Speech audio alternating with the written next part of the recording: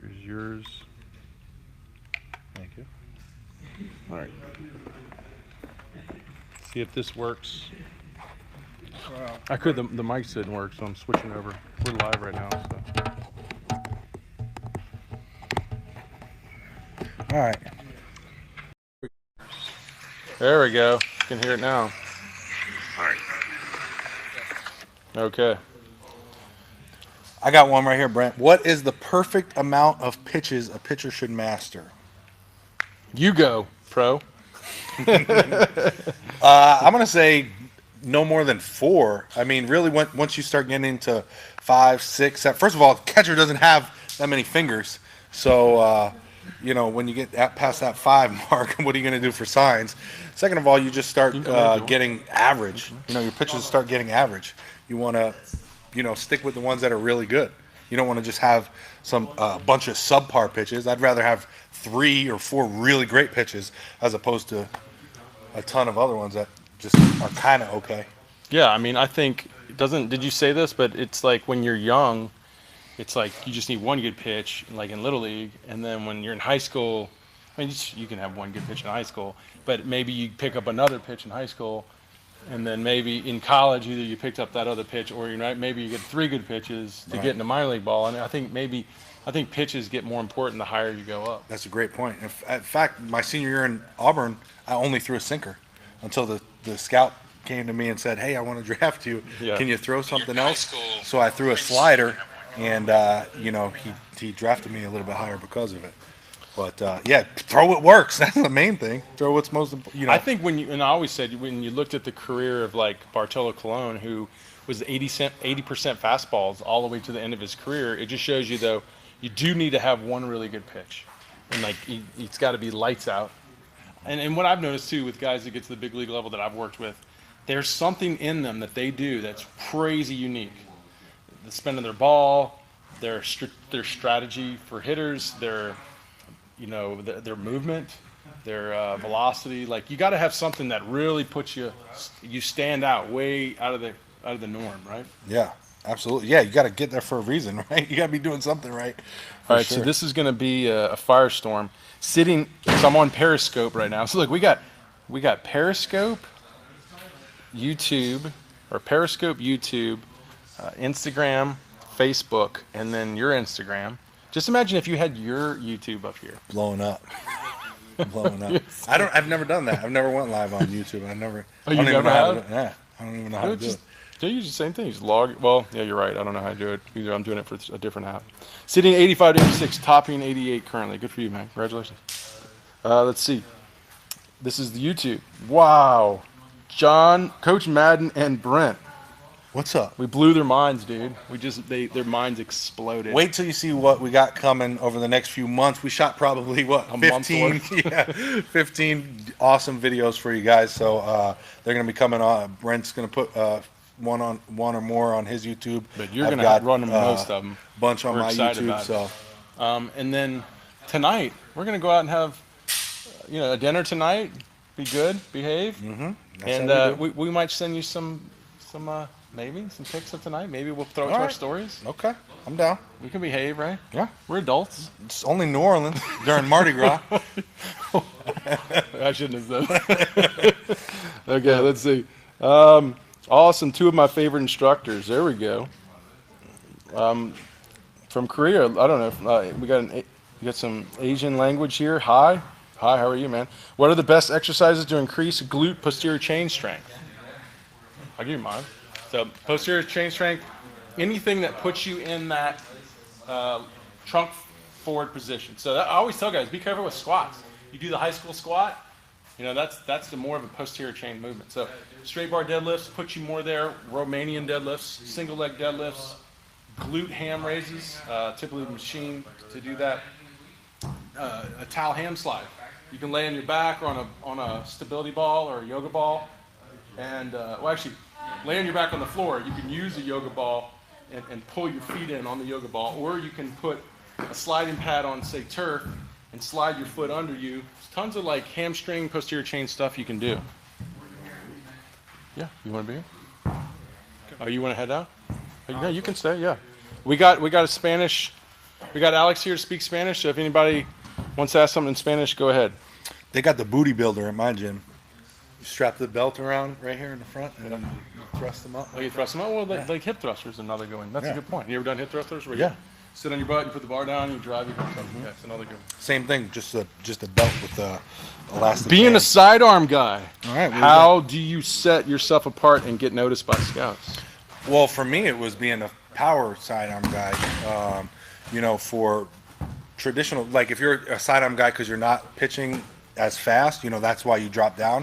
Then you got to go for deception, depth on your pitches, and durability. The 3 Ds of sidearm, I like to call it. Deception, hiding that ball, being at that different angle. Depth on your pitch. You want to get that sink. That's a huge benefit of being a sidearm pitcher.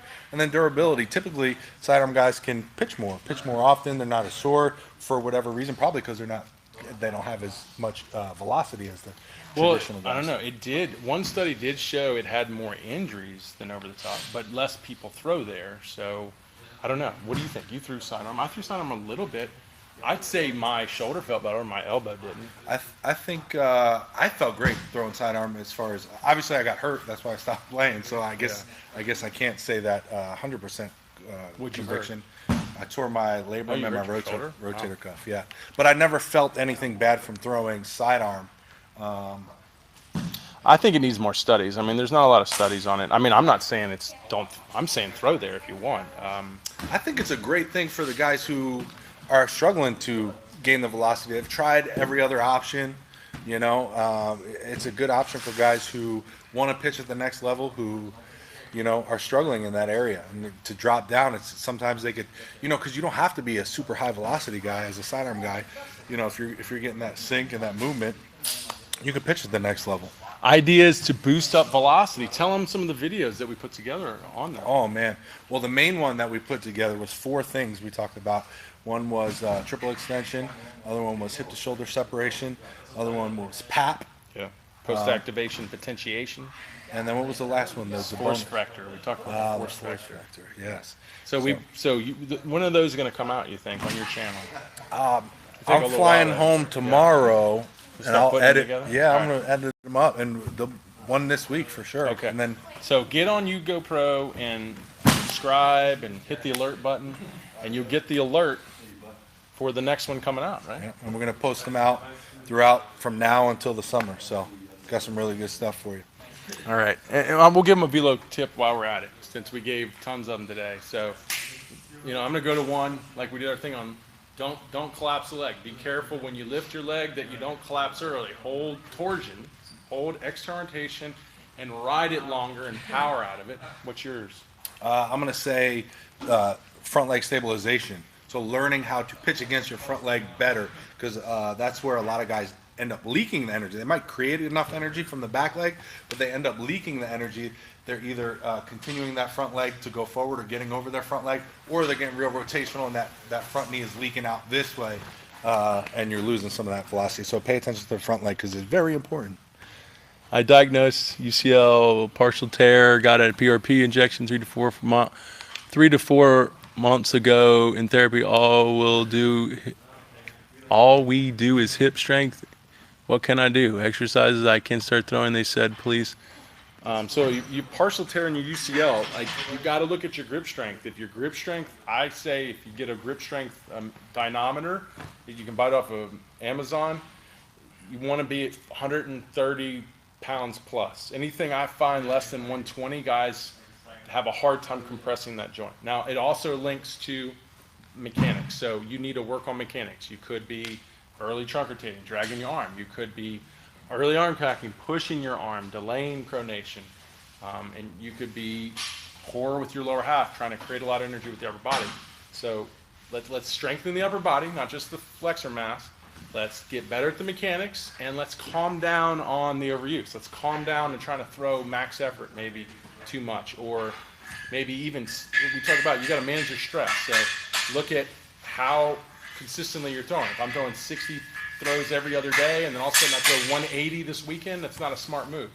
Don't make these big jumps. They say somewhere above less than 30% of a jump, and make sure, same thing.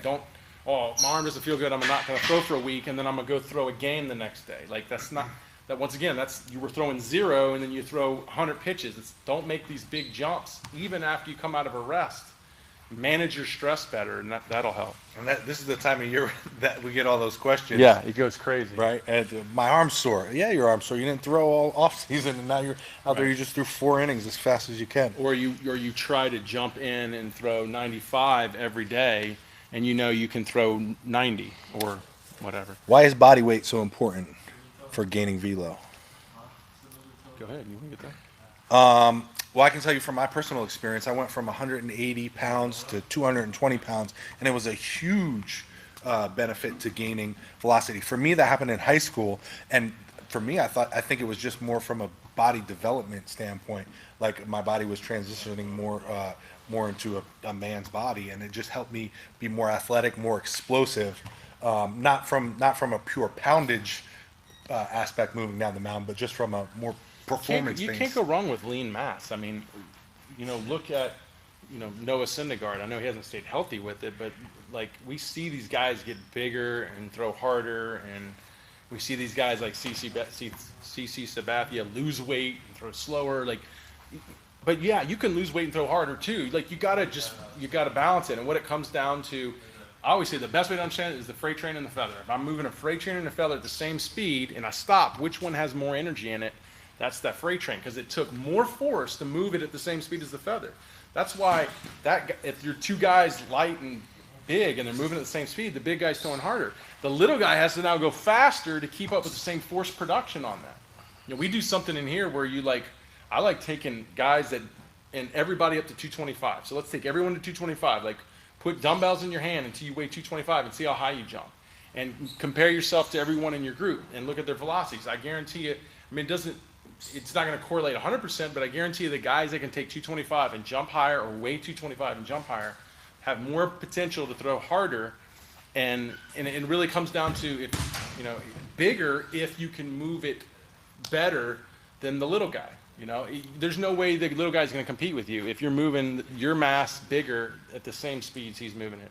Makes sense. And one thing too, from that point on, I gained weight and lost weight, and really went through a few years where I tried to find my best playing weight. So finding your best weight too, once you get up to that spot, I think is very important. Yeah, because you get to the point where you start gaining weight and your performance numbers just start going down. Right. Like you gain weight, you can't jump anymore. Right. You gotta balance that. Here's another one. How to teach Olympic lifts. We actually break that down in the video. Yeah, we did. Brent talked a lot about the power clean. I did Olympic lifting at Auburn University my senior year. As far as what Brent was talking about today, we were talking about staying close to the body, as far as at the bottom of the lift, close to the shins, coming up, shrugging up, using the triple extension. Yeah, it's big technique. It's having technique. Now, like John, we even did a great video, and you guys got to watch it on controversy, like the controversial topics, and this is a controversial topic. So John didn't use it that much in his career, and I wouldn't say he totally disagrees with it, but he's not a big part of what he believes in baseball. But he sees the value we bring to it here, or how it helps us. But here's the thing: technique's key. Like, yes, how do you teach it? He was telling you, you got to learn how to efficiently move it up your body. You got to learn how to use your lower half to power it, not your upper half. And you got to have good technique and supervision if you're going to stay healthy doing it. And that's a big piece to it. And if you do that, studies show it's not dangerous. It's the same injuries as any other sport if supervised. So, yeah, if you like it and you think it's something you need, I would recommend you take more time to learn about it. So many questions. Y'all know why my scaps get tight and sore after I pitch. Well, they're big decelerators, so they have to function really aggressively to move and allow the shoulder to move quickly. So they're being thrown all over the place. And if you have a weak lower trap, mid trap, serratus anterior, then you're going to be beating the crap out of them, and that's probably what you're experiencing. You need to do some more back work, low back work, overhead work. You need to do more of that to get stronger scaps. I never got sore in the scaps. I don't know. I used to get sore in the lat and the legs, the butt were big for me. But You got yeah. a question? Yeah. What's the fastest way to gain velocity? Pap. No, that's a. Yeah. I mean, listen. First of all, let's say what it is. There's no easy way to do it. There's no magic pill. There's no instant way. There you got to put in the work over time, and you're going to see some results. Now, mechanically, there's some things that you can do that, yeah, if you fix up, Yeah. you can see an increase in velocity right away. I think it's the force vector. When you learn how to load into your back leg and get it linear to where you can drive it and use it, you start getting energy from your lower half that you weren't getting, and then all of a sudden you get a big jump. And I have a little video where 30 days at 5 miles per hour, and that's the one thing I teach you. And tons of people come out and they're like, dude, I got 2 or 3, I got 5 miles per hour just from learning how to load my leg and get out of it. So I think that's a big one. That is, yeah, and you were talking about the PAP earlier. Just activating more of your muscles. So we can use like an 80% of your 1 rep max clean if you've trained it and you have good technique in it to activate our motor units. And then when we get on the mound, within the 15 minutes of doing that, or 30 minutes at longest, we have more motor units active and we'll get more force production out of our body. So anything that wakes and excites your muscles is going to help you perform at a higher level.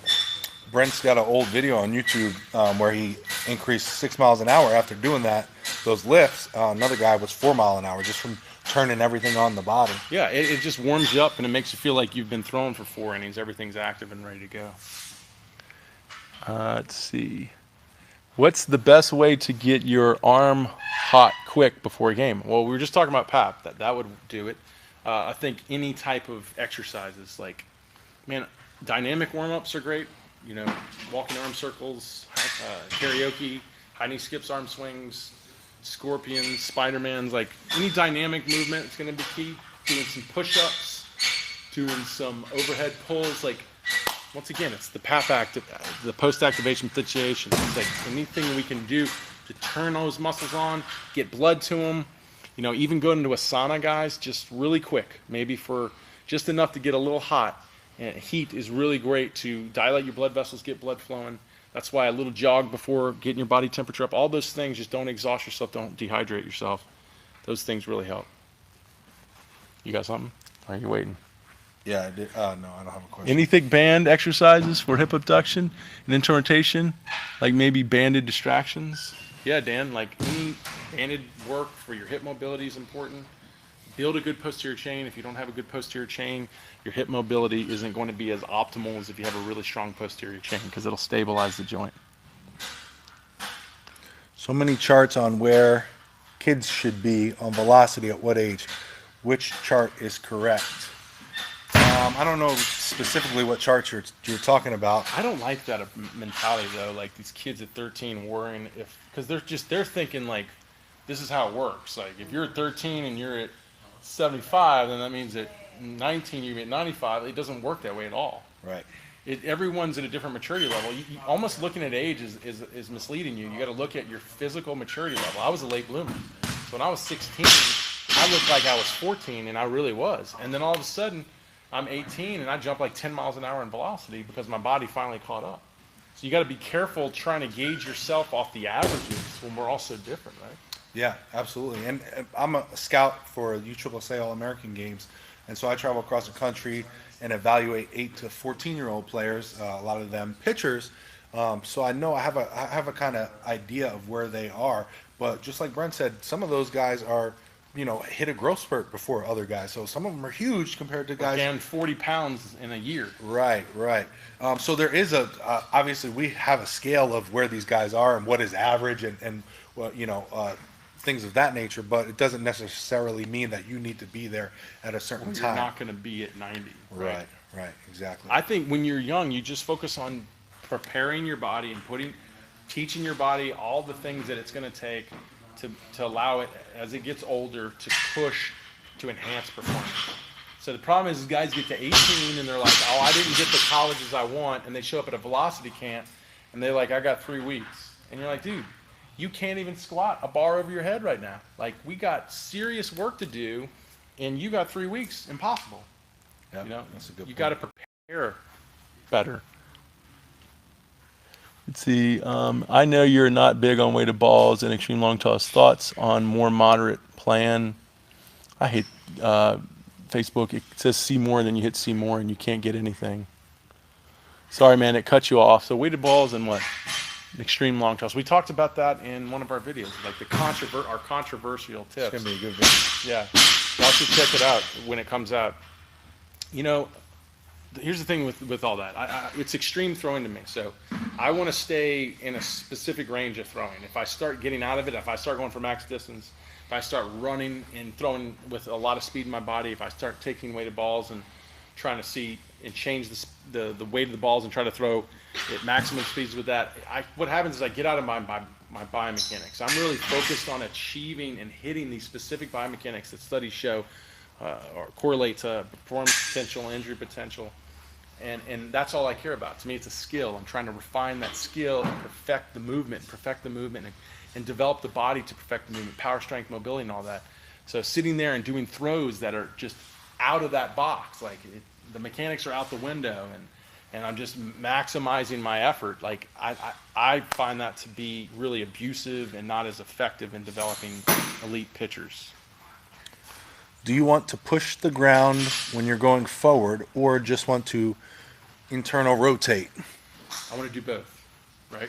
So this leg, if I want to maximize power out of the only leg on the ground, the majority of the delivery, I want to do both. I want it to rotate, sequence the kinetic chain. It uses torsion, which creates good stability, and then I want to extend. So I want to do both. I want to rotate and extend, and it looks like that. Boom, right? I want to do them both optimally, but they're hard You want to learn. to amalgamate everything. You want Yes. to put everything together. You want to blend it. You know, we talk about pitching a lot in positions, and we talk about these certain phases and things like that. But at the end of the day, it's a delivery. It's a movement. We have to be athletes when we're up there. So, you know, working on it from that, or at least understanding it as one movement while we're working on these little pieces, is a great way to approach anytime we're working on any aspect of the delivery. Well, improving my shoulder external rotation takes stress off my elbow. Well, studies show that if you have a lot of external rotation, it can lead to more elbow pain and injury. So external rotation, I mean, but also too, there's studies show if you have limited external rotation, it puts more stress. So think of it this way, like if I go to rotate and my arm doesn't lay back and it goes to here and it's at end of range in this joint. Well, this joint, if this is weaker than this joint, then this joint's going to take more of the stress. Because the arm wants to just lay back, meaning there's forces pushing this way that just want it to lay down. It doesn't want to keep spinning it around. It just wants it to lay down and get out of the way. So if it's stopped here, and that's a weaker joint, yeah, that's going to be a problem. If you have more than enough external rotation, and you have what's called joint laxity, where it's stretching so far, the cuff is having a hard time stabilizing, it's gone so far, then once again, that can lead to the stress. So it's such a delicate joint, and what we're trying to do, that's why you got to be careful pulling and yanking on it. The goal really is to get the arm up and back, so now my trunk can go forward and push energy up the ball, which is why our arms extend to pitch release. So that's why I want enough range to be able to comfortably lay back and not be like overloaded, or I don't want to have a lot of laxity and be trying to yank on my arm to create velocity. It's just getting into a position where I can easily lay back and getting the trunk to drive the energy, and that's how we reduce injury on the arm. You know, we talked about earlier, you know, using the body like a whip. And for me, I never felt like I was forcing the ball or like trying to throw the crap out of it. I was always trying to throw the crap out of the ball, but I never felt it in my arm. To me, the explosion or the powerfulness came from as I was unwinding. Not necessarily even the drive. Like I felt the drive was almost like a continued going faster over time, but it was almost when I started to open up was when I really felt the explosion try to take off. That's why I coach the drive just before you land, because that's where it needs to peak to help open it up, open the hips up and go. And if you drive before that, you can mess up that timing. You can go early and then everything goes early and you fly open. How do I avoid over-rotating with hip and shoulder separation? So hip to shoulder separation is a good component, but it's also just purely a rotational component, meaning I could just spin on my back leg and throw my shoulders back, and I'm separated. So if you're out of separation, you're just spinning out of separation. You never put linear energy into it. So I'll give it to Adam Garcia. He said this one time. He said 3X pitching is a linear movement with a rotational complement. So the rotation has to complement the linear energy. We drive, land, we're separated, and then it rotates to then add back to the linear trunk going forward. So you just got to make sure you got linear movement in your separation. That's exactly what I was going to say. What should I be doing the day after I pitch for recovery? So we talked earlier about distance running versus sprints and things like that. Again, in that controversy video. But I used to like to run the day after just for recovery. Actually, I made a video called the 6 R's of recovery. I don't know if I can remember them all right now, but rub was one of them. I used to like the massage. How do you feel about ice? Yeah, I like ice. Okay. I went through phases with ice in my career where I did ice and then I didn't ice. And towards the end of my career, I kind of went more with rubbing, massage, as opposed to ice. I'm the kind of thing, do it all. Dry needling, Graston, So active recovery, which is sprint work afterwards. I don't like the long distance run afterwards. I like a little sprint work, get the blood pumping, and that's enough. I don't need a lot of it, you know. I think the big thing too is that find out what works for you. Have your routine. Like, make your routine. Like, figure it out for yourself. What works best. How quickly you recover from doing one thing, and then if you make an adjustment, how quick did you recover? How do you feel? These are things I know it's hard to measure because it's a feeling, but if you stay in tune with yourself and your body, you're going to learn over time what is working and what isn't. I think too, a lot of guys, I feel like we understand the better we get older. I don't think young kids understand how important eating is important to recovery. Yeah. Like, they go home and they're just like munching on things. Like, dude, you need to throw down after a game, right? Like, literally throw down and just eat the house. Yeah. And I think that's a huge piece. Also, put some good weight on you that you need, or it keeps the weight on you. Yeah, absolutely. That food, the nutrients in the food is gonna help you with recovery. I don't know about you guys, but anytime I'm working out in the gym and I don't eat enough, those are the days I get so sore the next day or the second day. So the more you eat, the more nutrients you can get in your body, the quicker you're going to be able to. Which is what we're about to do in about an hour. Yes, throw down. I can't wait. We're going to see who can eat the most. We're going to have a little eating competition. I don't know, man. You don't know what you're walking into. I don't know, man. I can throw it down. Me too. I think maybe we should have a little video where we compete who can eat the most. I'm in. I'm all in. All right. Let's see what we got. I am a prospect in the Dominican. All right, well, let us know your question. We have Alex here who can speak Spanish. I'm a small pitcher. What is the most important aspect in being a high velocity pitcher? I think as a small pitcher, you got to move so much better than big pitchers. So you got to jump crazy high. You got to run crazy fast. You got to mobilize insane. And then you got to put it all together on the mound, coming out of your shoes using the whole kinetic chain. I always tell little guys, you're disproportionate in height, so you got to be disproportionate in athleticism. So you're little, so now you got to be the best athlete on the field. No question at that point. Period. What you got? I don't know. I wasn't paying attention. I'm too hungry. Okay, well, what you got on that? What's your next question? My coach doesn't want me to supinate and pronate the arm. He's like, stay behind the ball. What do I do? Well, technically, you can't not supinate and pronate. It's impossible. This joint swivels, and that's what that means. So this is supinate, pronate. Well, we did talk about this earlier today. Yeah. What staying behind the ball, like you hear that. You want to stay behind the ball, but that's an incorrect thing to say. You don't supinate, pronate. Right. But you hear coaches a lot say, like, flick the wrist, stay behind the ball, get straight through it. Right. But that's not how it works. Right. You supinate and you pronate through it, and you get the extension. Look, here's the thing. Every joint works this way. Every joint wants to rotate. I mean, all the multi-movement joints, they want to rotate. They stabilize better in rotation. And this is one of them. So this stabilizes better or moves better in rotation. Same for here. This one will do it too because the two bones, they cross each other.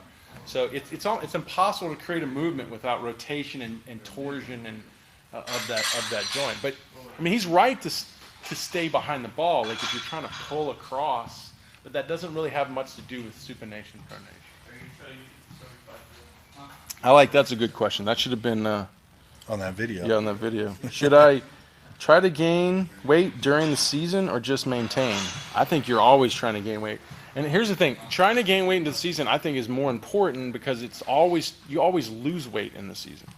Did you do that when you'd go in the season? Like, No, you'd I be gained 20. weight. You gain? Yeah. How did you just ate a lot? I just ate, yeah. Okay, this is gonna be a showdown tonight. I'm ready for it. Yeah, I'd always come out of the season. I'm gonna put the challenge on you right now, John. I'm gonna hurt him tonight. I'm gonna put so much food in front of him. He's gonna struggle walking out of this place. That may happen, but I will eat it all and faster than you. That I can guarantee.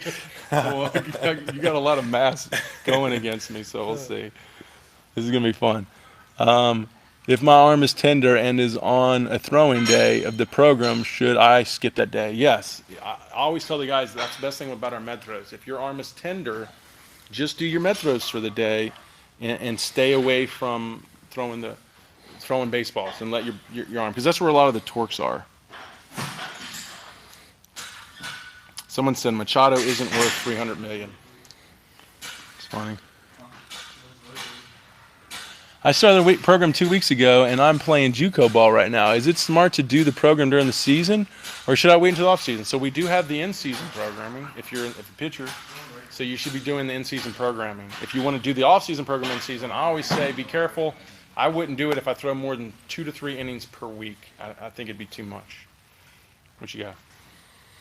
Yeah, I think just understand your body and know what you're trying to do. For me, workload always decreased during the season. Yeah, so you build up in the off season, and then as you get to the season, you kind of peak off and then slowly decrease. And I remember by playoff time, we were barely doing anything. We were just trying to survive, and try to make it back to the off season. So I do find my guys though, and the guys I've worked with at the big league level, which was a challenge for me to see how this would work at the big league level, is the more they stayed in the lifting, consistent with the lifting, they said towards the end of the season, they said everyone was complaining and they still feel great. So I think the lifting, if you can get in a good routine like we have laid out, I think it's really, really beneficial. What question do you got? Number one tip for pitching precision and location. We just did another video on that. We did. What did you say? You said the linear aspect, the drive, right? Yeah, getting the body linear, just because you tend to. So here's the thing: if you're rotational, you want to miss left and right. If you're linear, you miss up and down. But when you're missing up and down, you're still in the zone. Better chance you're in the zone than left to right, because left to right, the ball's flying. Typically, I find guys that are more linear, they're missing up and down. Better chance they're in the zone. So I mean, that'd be a study to do. A rotational pitcher, is he more consistent in the zone than a linear pitcher? That would be a good study, but I find it to be easier when I look at it. But also consistency. Yeah, that's what you talked about before. I talked about a little bit about visualization. One thing I didn't mention in the video, though, was there was a study they did with this guy in Australia, and he was throwing darts. They made him throw darts left-handed, and he was righty. And so he threw darts left-handed. They measured how far he was from the bullseye. And then for 1 month, all he was allowed to do was imagine throwing darts lefty and hitting the bullseye. 5 minutes a day, came back, threw darts lefty, and he got twice as good. I think what that is proving is that the dry rep, right? What's a dry rep? You don't throw, right? The dry rep, the visualization is almost as valuable as the live rep. And we know with pitchers, we get we get sore and we get tired with the throwing rep. It's just telling you, guys, there's no excuse not to be practicing, right? And you're going to get better in everything. You only got so many bullets as a pitcher. Hitters can get up there and swing a lot during the day. We can't get up there and throw 200, 300 pitches. I mean, I guess the Japanese guys do, but yeah, right. We've got limited pitches, but you can throw a bullpen in your head at night, in your bed, laying down. Just visualize it and see it happen, hitting the catchers right in the catcher's glove every time. Zinger loves to do that. That's Zinger's thing, visualization. Zinger's the man. Yeah, he's the man. Did hip thrusters improve hip extension? They don't really improve hip extension. They support it, but you're going to also have to stretch that tissue as well. Have you heard of the idea of a pitcher's stride length should be 100% of their height or something like that? What happens if it's not as flexible and I can only get 90%? That's a good question. I do have a study that showed 85 to 87% was the optimal stride length. So I'd say somewhere around 90 is optimal. I think 100 is way too much. When we were talking about this the other day, it's all about energy.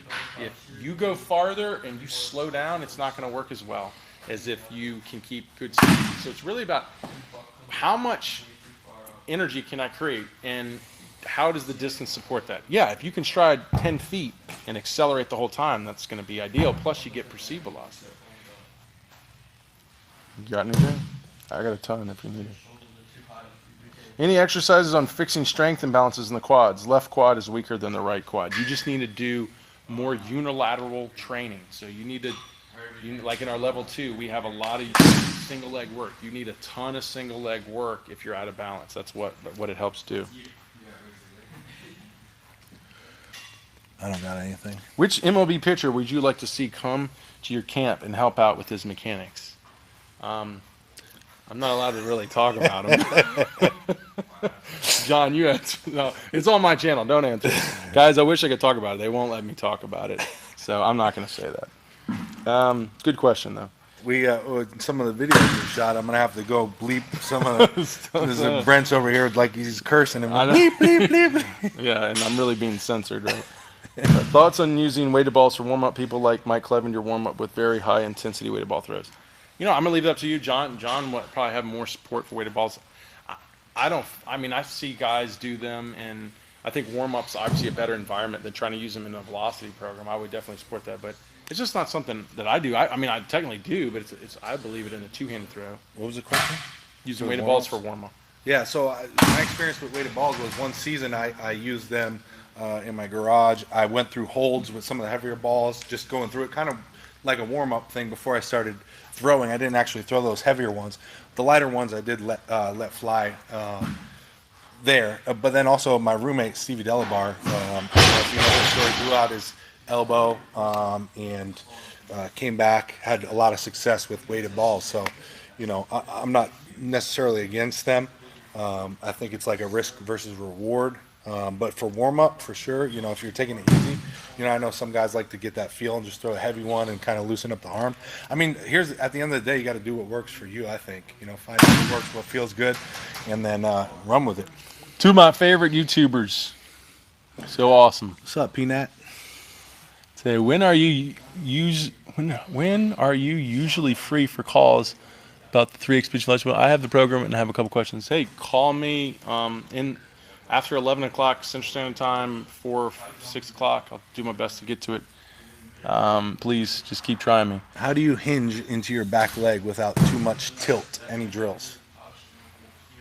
So, hinge in your back leg without a tilt in my drills? Or just, any drills to work on that. So, when you're hinging, you're leaning forward. So it's just like with cleaning with a weight. If you shift your weight forward, then you're going to lean farther of the bar. So it's just the position of your weight. Your weight has to get more towards a little bit into your heel as you hinge. You just got all your weight forward because you're probably quad dominant. You probably want to load into your quad and not load into your glutes. So you just got to you need to squat a lot more. You got to get your squat strength up. And I like to go as deep as I can, so my posture is really good at staying vertical, because the deeper you go, the more vertical you have to be. And then you can really get into that hinge without losing your trunk orient, like a good trunk posture. One thing, too, I like to think about when we're talking about this is, I like to think about the front leg as almost like a counterbalance. So like guys who have the front leg out further typically kind of sit back and do it more. Guys who are tucked under and kind of like do the shoe shine and stay here. Yeah, that's a good point. So it's almost like a counterbalance, just staying balanced and using it to move fluidly down the mount. Should my front leg path go out of the side of my body? Or, out to the side of my body? Or go down the mount in front of my body? So kind of what I was just talking about. I think it depends on where you're at with your upper body. Guys who are typically more this way stay underneath and go straight down. No matter what you do, you still want to stay closed and open up very late. You'll see guys like Tanaka, I think, is one guy who's very closed off underneath the body this way. And what was the other guy's name? There's many guys who are out this way. Sounds like swinging open. Schmever Flower. Oh, I forgot we can't talk. I forgot. Yeah, it depends on the counterbalance to this, in my opinion, where you want to be. Out further, stay closed and then open it up, or underneath your body, more linear, but still closed and then open it up. And I say too, guys that want to do the extended leg, they're a little bit slower. because it's more of a drag down the mound, but it helps you stay closed really well. And the guys that are more flex, you're quicker down the mound, but you want to fly open quicker too. Off-season training is during the school year, so how do your out-of-town guys that come in to find the train with you guys online college classes? What about high schoolers? Yeah, there are a lot of them are doing. Most of them are doing online classes, right, Dan? Online classes. They're doing online classes. I think that's the thing. That's the coolest thing today. And I've heard some high schools now allow the kids to do online classes and not be there for the semester, which I think that's like up in Vegas in California. But I think that's the only thing you got, unless you're like Adam Mosher moved his family down here to go to high school here and train here. Wow. It's crazy. That's awesome. I know. So, yeah, unfortunately, that's how it works. What is a good leg path and direction? Well, we just talked about that. We're talking about extended legs are for those that probably want to keep more vertical posture. It was a good point John made. Or that I would say want to stay closed longer. A more flex path is someone that not really worried about posture, that is just trying to get down the mound quickly, but can struggle to stay closed. What you got? I want to make my baseball team next year, but I pitch 60 in 7th grade. How can I throw harder? Come on, John. This is important. I love ones like this because this is someone that we can change their career right now. We could literally give this kid a college career. So how are we going to do this? Smart here. I mean, I think the first thing in 7th grade, you got to get with a coach, work on the mechanics, see if you're doing if there's anything that jumps out that you could work on your movement patterns, your delivery, and then start thinking about developing the body. Yeah, you're getting into that age now, 7th grade. I think I got my first weight bench in the 7th grade, and that's when I started working out. Not saying that maybe for you it's not the right time. I don't know what your body development, where you're at with your body development right now, but start thinking about that, because that'll be I'd be going at it full time. Start learning how to eat. I think a lot of the young kids, they're still eating like they're little kids. They're picking at it, and they're very particular. Like, if you want to be a man, you got to eat like a man. So start learning how to eat. Sit down with your mom. Be like, Mom, I want to start trying new foods. And, I want to eat more steak. I want to get some more proteins in me. I mean, start really learning diet too. But yeah, the strength approach is going to be key. Start learning biomechanics. Also start dreaming big, right? Start visualizing yourself at where you want to be, making those gains. And I used to do stuff like that. I remember Dick Mills used to send me stuff. Did you do Dick Mills stuff back then? No, I didn't. But I watched some of his stuff. Pitching guy, he was the original man, the OG. Pitching.com. So I think Ryan, his son, is a little bit younger than me. So he was pushing out a lot of good stuff because I think he was helping Ryan at the time. And the one thing he put out was he put a $1 million bill and he put his son on it because his son wanted to be a first-round draft pick.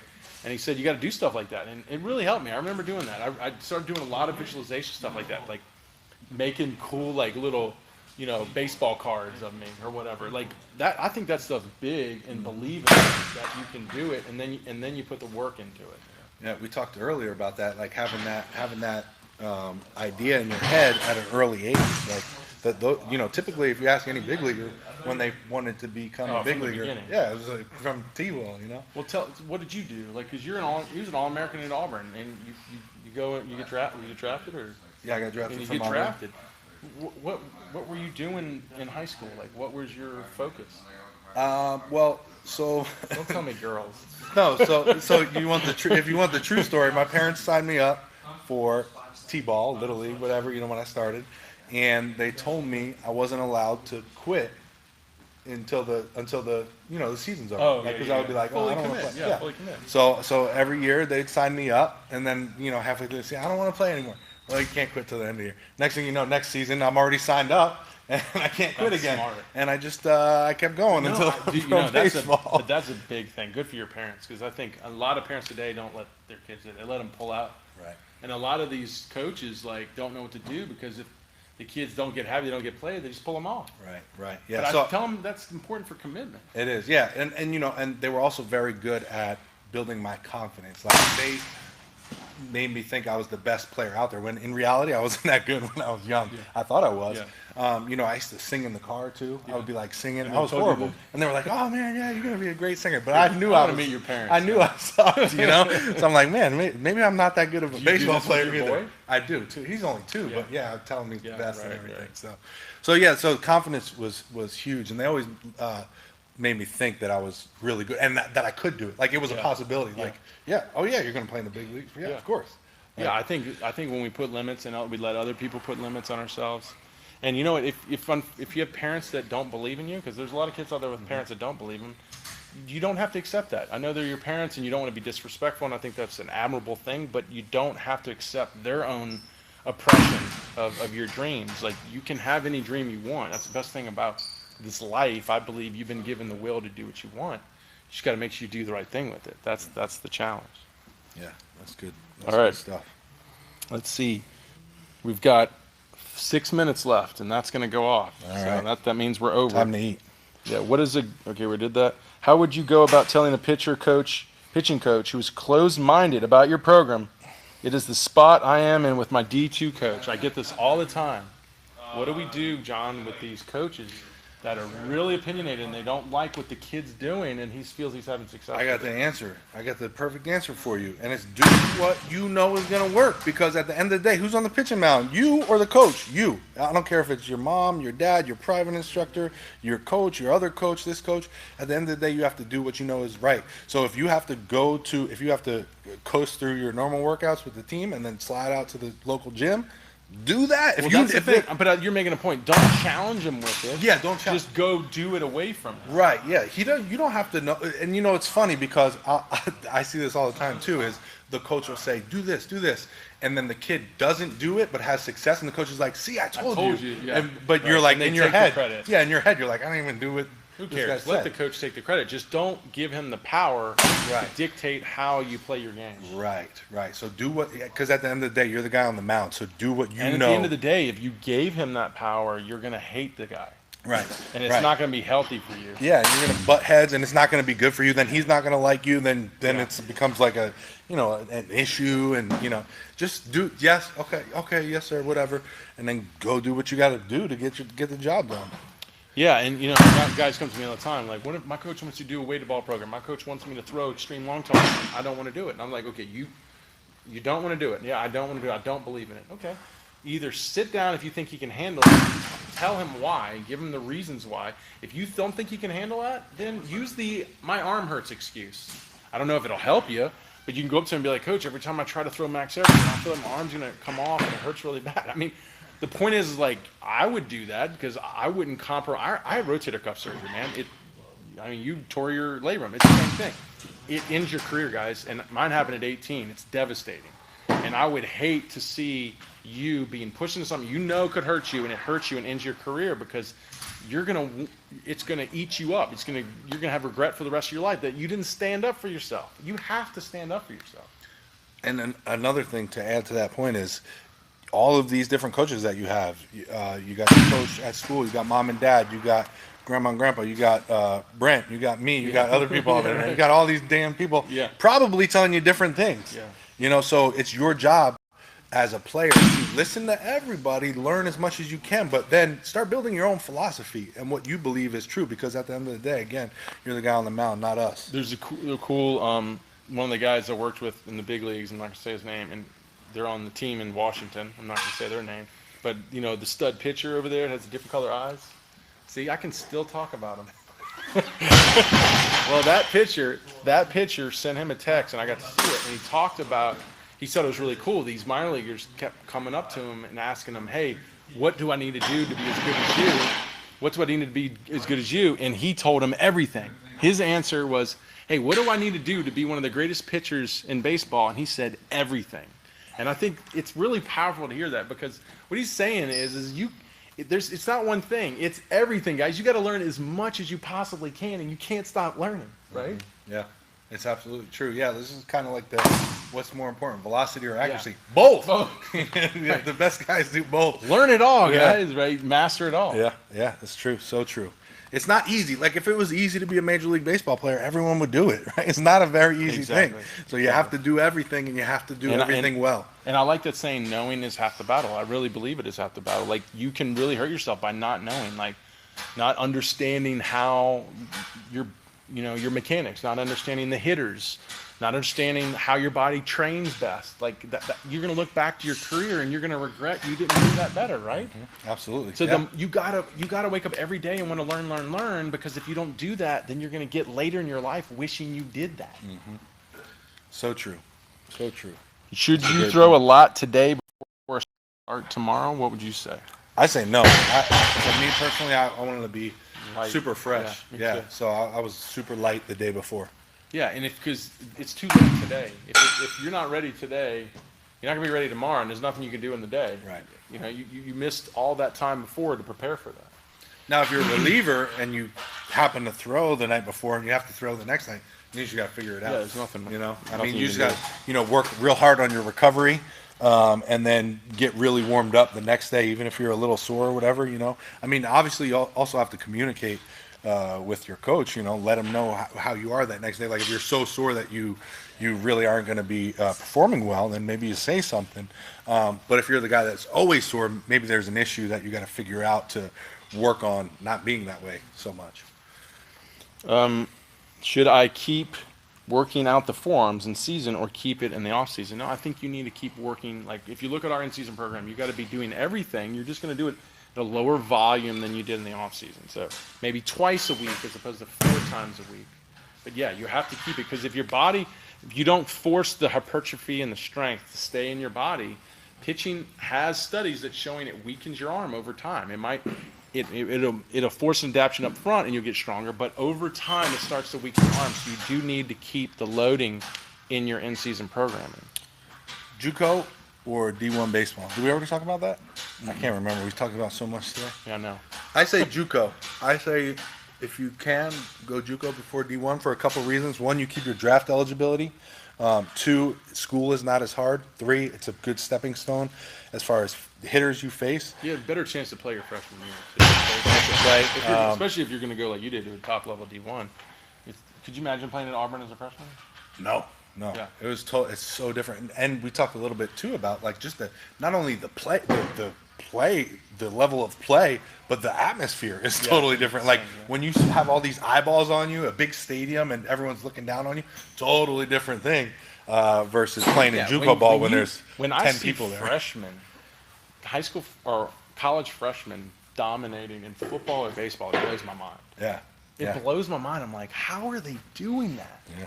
They must have came out of Texas in a school the size of that. It's crazy. Yeah. So I think JUCO is a good step. But like I did JUCO, you did JUCO. It gives you a lot more opportunity. So if you're a guy, so I was a guy who was a late bloomer, and the only offers I was getting was low-level college. So I was like, JUCO is a great opportunity. Even though I tore my rotator cuff first game, it was a great opportunity for me to go, hey, let me see if I can mature, and then like you did, get a bigger college at that point. Yeah, I definitely recommend it. And you're closer to home, too. Typically, you're closer to home. So, people say, oh, I'm not going to get homesick. Dude, this is a great question. You ready? Yeah, I'm ready. Pitching 365 or 3x pitching? Oh, you already know the answer. Pitching 365. A couple of reasons. Oh, he's going to give me the reason. Because I have a 2-year-old at home, and he needs to go to college one day. I like to clothe and feed him as well. No, I mean, listen, I think Brent's program and my program are very similar in nature. I think different, right? Yeah. Come on, they got to be different. They're going to learn from both, right? Yeah, they're absolutely different. There's no Olympic lifting in mine. So he's going to give you a different approach. Yeah, different approach. But as far as mechanics and stuff, I think we're pretty similar in the way we approach things. Yeah. So I think he's got a great program. I think I got a great program. Yeah, so you pick. Have you heard of Texas Baseball Ranch? If so, what are your thoughts on it? I've heard of it. I don't know a lot about it. I know Ron Wolforth. They do a lot of weighted ball stuff. All the stuff that I see from them, it seems like good stuff. He seems like a smart guy. Seems like a good program. I usually you're run into into it. Ron a lot. I run into Ron at the ABCA. That was your first ABCA, right? No, it was like Are you serious? Yeah, I've never seen you Well, I there. missed the last two. Oh, that's why. Um, Okay. But yeah, no, I've been going since like 2010, I think. Or no, yeah, 2010. Wow. Yeah. Have you seen Ron there? I mean, have you met him there? Yeah, no, I've never got the Yeah, chance to he's a talk good to him, guy. but I I've like seen him. him there. I've He's a seen good him guy. there. Yeah. I like Ron. Zinger's a friend with him, good friend with him. And same thing. I know a little bit about a program. You know, I'm not a big fan with the weighted ball approach. That's the only criticism I have. I think everything else is fine. I think I'm got more lifting in my programming than most of them. And I think that's the only issue I'd have is they don't have enough lifting. You know, actually, I when I was doing the weighted ball stuff in the beginning, when I was telling you about, I got it from Ron Wolford. I bought the poster. He used to have this poster. It was like a guy in like with a hat and like yeah, I the remember highlight that. and stuff. I remember And I that. had that poster hanging up in my garage when I was doing that. So I used to follow this stuff back. That was a long time ago, man. That was like See, I was a Dick Mills guy. I'd say I didn't do any of them but Dick Mills. I actually Tom House. No, I did Tom House when he first started teaching hip to shoulder separation. I met Tom at the ABCA. Yeah, I haven't met him. He was at the ABCA just now? Not this one, a couple years ago. Yeah, a couple years ago. All right, well, Time to eat? we have to be getting close. I think we're going to kill it, guys. You got one last question or no? I don't. I bet you I have one last year. What age would you start using it? Well, I'm not. We've talked enough about weighted balls. What are some trigger points, drills to help me stop short arming? Well, short arming, I don't know what you mean by it. I mean, short to cocking or short to release. So I don't know. I need more information to really give you an answer. If not, I'm just making something up. What do you think? I agree. Let's see. I was told that I should drive my back hip down. Is that good for mechanics, or should I extending the drive leg? So you're still going down as you're opening, and the rotation is creating that down effect, and you're moving down the mound. You just want to extend as you go down. So forward and down at the same rate, and then open and drive. And I tell guys that feel your shin going down, feel your hips. You are going down. You're just trying to drive through the motion. Yeah. And I think the feeling, too, for me at least, is going down, but going into the front Yeah, leg. right. So you're going down on the force vector at this angle, but you want to think But your going down momentum's into moving. this. Yeah. Yeah. Into this. Like, Yeah. you know, at that same angle, but boom, into that front And leg. then drive through it. Yeah. And, Right. and that front leg is going to help you, too, with everything else. You know, as far as rotation, bracing against it, not leaking the energy or velocity. So let's close out. Yeah, because look, we got 40 seconds. All right, guys. So follow YouGoPro on Instagram, on any social media, and YouTube, obviously. And check out our videos, TopVelocity.net. Anything? Last words? I got a bunch of videos coming out. So Yeah, check it out. we're pretty excited. Follow So. Top Velocity at Top Velocity on And Instagram. if you guys like this, I want you to comment on any of our stuff or whatever, and say, hey, we want to see more John Madden and you guys hanging out. We'll keep it going. Thank you, guys. Let's go eat.